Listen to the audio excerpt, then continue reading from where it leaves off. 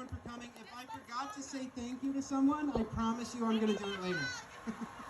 And just so you know, too, at 11:45, when Mr. Tanusis, Assemblyman Tanusis is speaking, we're going to be gathering here for the recovery walk.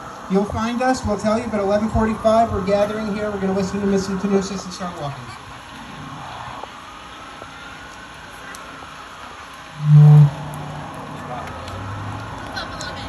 Up a little bit? Okay.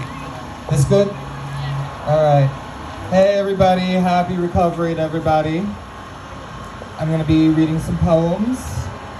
I was debating as to what kind of poetry I was going to read. I'm going to do some things that are a lot more hopeful because last couple of times I've done recovery poetry events, it's been kind of dismal, and I've read work that has been like written while I was going through detox. I'm not doing that today.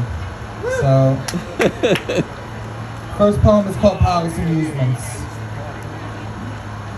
Asbury Park greets me within your thin-lipped, toothy smile. At the end of every labyrinth you straddle the seashore's yen. You are a funhouse mirror distorting my figure, yet always finding abundant embodiments within my gut. My navel yearns for that connection to amusement within these vibrant walls. Love was the product of jackpots won from slot machines dispensing ducats. Tokens tossed from one hand, arm pulled by the other hand. You were the windfall stashed within this chest of hazy nostalgia. Adulthood proves more haunting compared to the cart carrying me through those mysterious halls, wishing I could be hypnotized just so I could catch a spoonful of what once satiated my satisfaction. One taste of the sacrament derived from riding the roller coaster before it became a cliche denoting a diagnosis. Before mania surged through my synapses like a Jimi Hendrix guitar solo. After bumper cars foreshadowed the accidents I faced throughout these static frequencies of depression. If you were a Eucharist, I'd be an idolater. For you were the body of a god I tasted before knowing what it meant to be a righteous Jew. You were the excuse I needed to play hooky from Sunday school. You were the choir who greeted me before I possessed the voice to echo any calls I desperately needed to answer. You were the calming voice I needed before my own soothsaying emerged. Now the tongue with which I speak needs to taste the honey into which I dip my apple. Now this fruit store's nectar is passing years in a cloud, accessed via my digital thumbprint, repressed via my carbon footprint. Pollen is carried by a generation of workers and drones. If I left an intention on my doorstep, I'd wish for it to be carried by the westerly wind. I hope the corners of the crown in my castle mirrored this palace of amusements. I pray the pleasantries could be contained by the channels from which we feel joy. May our data be easy to transmit even if our devices are outdated. May said devices be reused as analog anecdotes. Let them be paperweights for the childhoods we cherish, preserving a trail back to the inner offspring struggling to spawn and survive.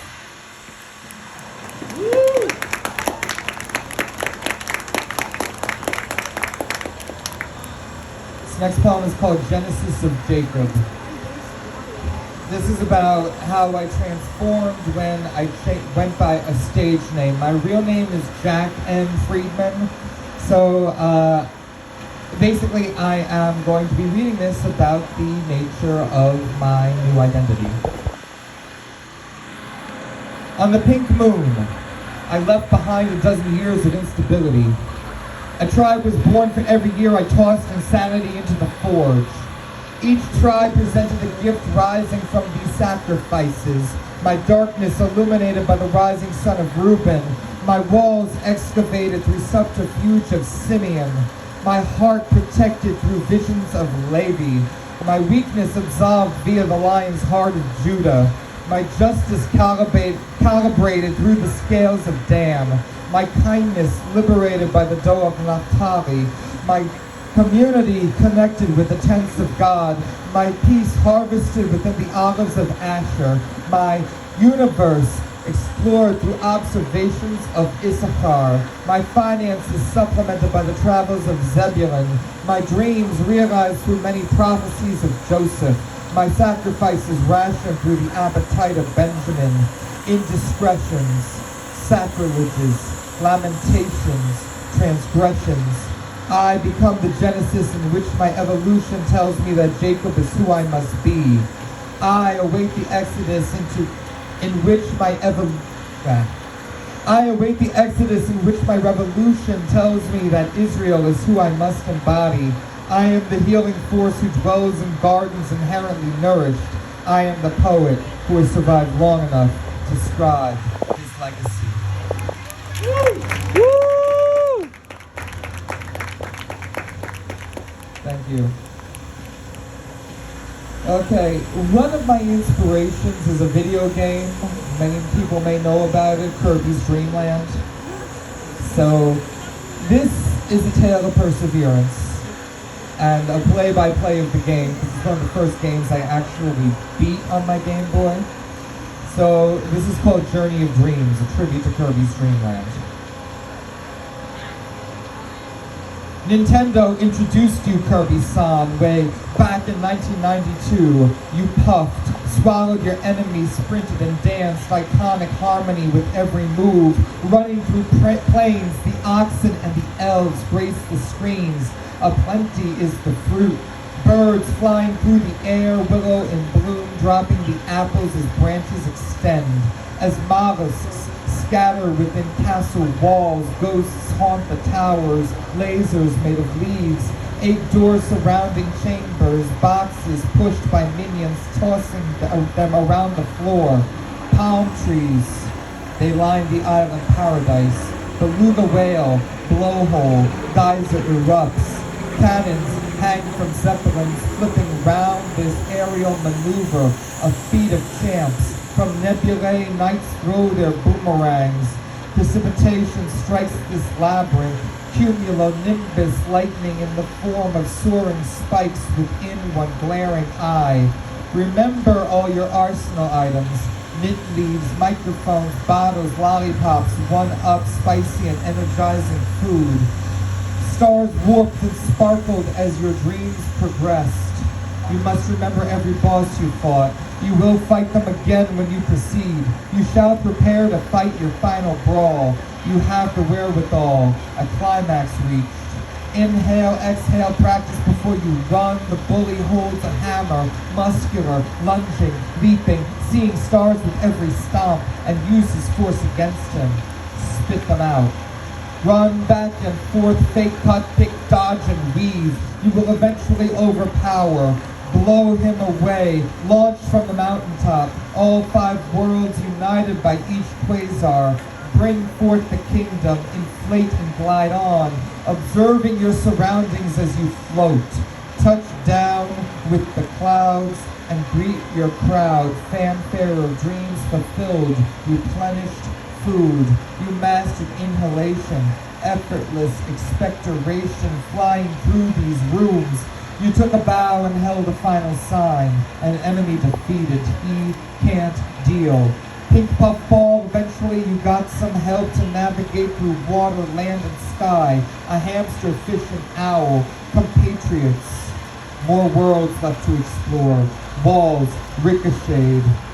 Kirby, you are courageous at your core. Another Japanese import revered. Like Mario, Sonic, and Pikachu, your magic, testament, and honor earned.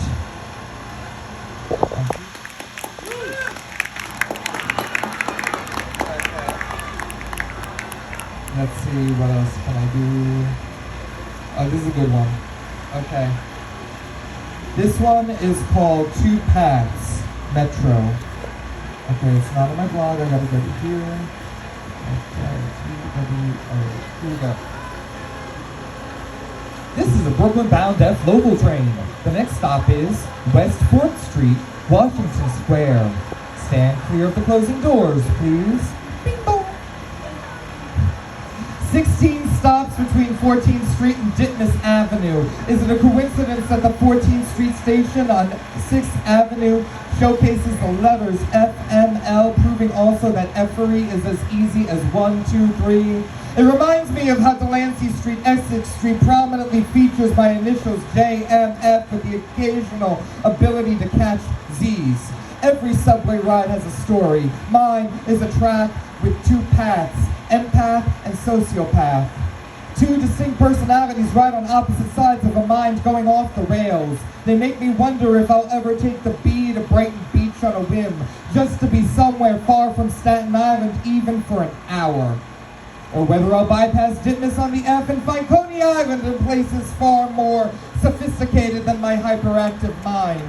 Or whether catching a Manhattan-bound queue at Sheepshead Bay lets me find words with an alphabetic avenues scattered through Midwood, or whether I will be embraced by the R, whether bound for Metro Tech or Union Square, or whether I will take the 7 somewhere other than Main Street and Roosevelt Avenue, or whether the first 5 cars on the 1 would trap me in a maze of dyscalculia, or whether I would take the 6 and travel back to City Island in the Bronx, or whether the L will connect me to my favorite artist congregations of Brooklyn, Williamsburg, Greenpoint, Bushwick, Park Slope, or whether I would have taken that job requiring me to take the R to the A to the G to Brooklyn Navy Yard, or whether I'll ever see a dinosaur skeleton after a long ride on the sea, or whether I'll once again take the D to Central Park, or whether I'll visit Briarwood taking the E from Ground Zero like my mother and father once before,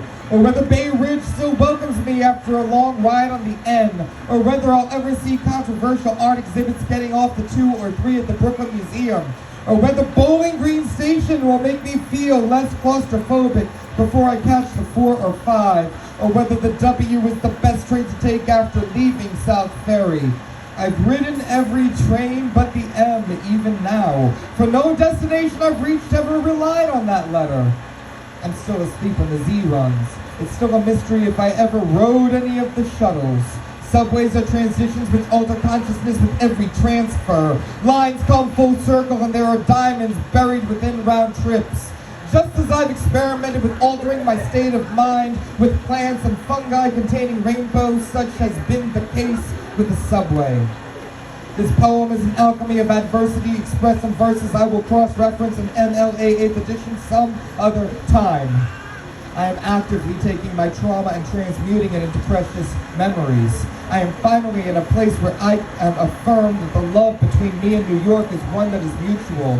And whether or not the alphanumeric spotlights come in various colors, I am hoping that my role as a gray wizard isn't a haze for rays.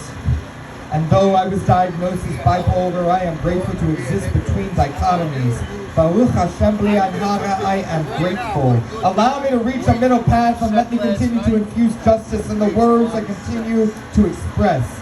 May my split personalities merge in a place where I can explore myself with a split infinitive. To boldly go anywhere, I can find peace. Okay, I got 2 more. This one I got off the dome. Done this so many times. Touching the sky. Sunrises on Saturday mornings before networks had 24-hour programming are vast memories. Sense of light and color from the test pattern. Darkness eradicated at the age of 4. Infomercials with Richard Simmons outline weight loss fallacies, crash diets, laxatives, vomiting, starve for a sense of belonging, excretion of identity, purging taboos of the psychic and psychotic. And then the colors of dealer meal cards ease that need to nourish my spirit, quenching my thirst for love and wisdom. And in the morning I had no rooster to wake me, it was Tootie from the Home Shopping Club who woke me. Gold and emeralds ease my chaos, adoration adorned and fever fueled. Perceptions of color often defined through ColecoVision, Atari, Commodore, low fidelity, higher contrast from reruns of I Love Lucy, The Twilight Zone, and The Honeymooners. And I crave boldness in those 8-bit rainbow skylines stunning justice. 16 colors aren't enough. Impossible to fill in a 24-hour day with such restrictions. And I observe the sky through filters, none of which distort reality, but simply accentuate the vividness of heaven. And often I reminisce of 1985, the first time I had a numerical concept of a year, 4 years after my birth, 30 years prior to my father's passing. And these days my eyes are hexadecimal algorithms Pantone has yet to develop, and my vision is HDMI. Pupils are my perspective, darkness darkness, the onyx observation of loneliness and loss, my insatiable need to find a place within this infinite spectrum, my unfulfilled desire to belong. The wheel of fortune spins. Luck is pressed. Come on, big money, big money, big money, big bucks, big bucks, big bucks, no whammies, no whammies, no whammies, no whammies, no whammies, stop! Pink hearts, orange stars, yellow moons, green clovers, blue diamonds, purple horseshoes, red balloons, pots of gold, rainbows, trees, blue moons, leprechaun hats, gold coins, shooting stars, crystal balls, hourglasses, keys. These are the talisman of morning, magic, ambrosia of oats and marshmallows soaked in milk. But my lucky charms are my rods and cones. They allow me to admire these radiant symbols. All my photos evolved from mud, and this new set of colors is presently paradise, my heaven, my sky, my ether. Perhaps it demonstrates the incorporation of color destined to reach out. Perhaps it's friendlier than the earth upon which I stand. Perhaps I create that which is limitless. The skies are not ceilings. The outside world is unconfined. My aura showcases skylines. All right, one last one. This is not mine, actually. I wish I wrote it. This is Desi Dorada by Max Herman.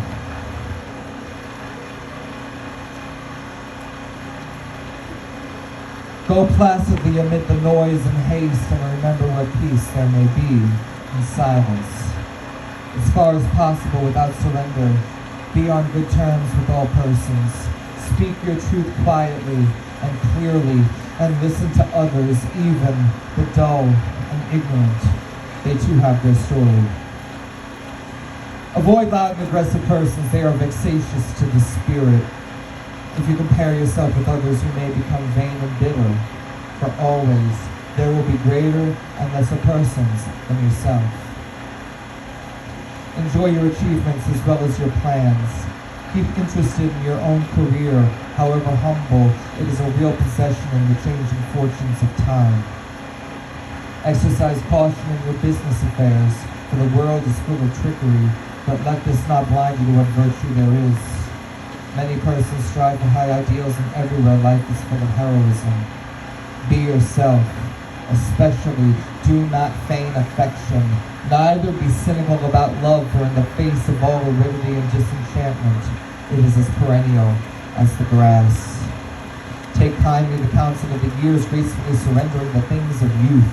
Nurture strength of spirit to shield you in sudden misfortune, but do not distress yourself with dark imaginings. Many fears are born of fatigue and loneliness. Beyond the wholesome discipline, be gentle with yourself. You are a child of the universe, no less than the trees and stars. You have a right to be here, and whether or not it is clear to you, no doubt the universe is unfolding as it should. Therefore, be at peace with God, whatever you conceive Him to be, and whatever your labors and aspirations in the noisy confusion of life, keep peace with your soul, with all its sham, drudgery, and broken dreams. It is still a beautiful world. Be cheerful. Strive to be happy. Jacob R. Moses, everybody. Woo! Okay.